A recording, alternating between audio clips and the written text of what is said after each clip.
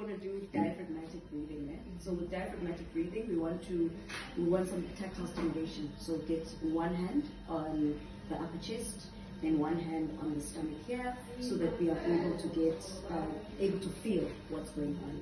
So when they are breathing, they breathe in. The stomach is supposed to bubble up when they breathe in, and when they breathe out, obviously the stomach will go back. So we go in and out. So the stomach, when you're breathing in, you'll find that it basically becomes a little bit bigger, just like fancy one. But here, hold here, and then you breathe in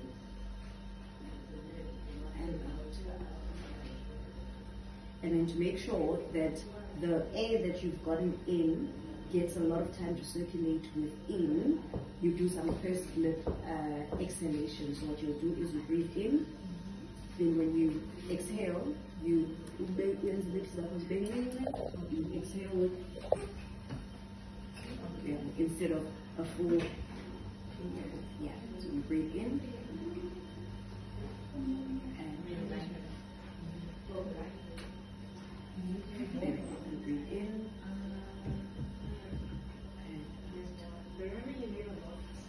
so you can modify it so that your air can circulate again much better. Breathe in, and then you hold for 3 seconds and you count 1, 2, 3, and then you breathe out. And you breathe in again, 1, 2, 3, then you breathe out. Try this position. And then you can also try this position, holding here. Also same thing, breathing in.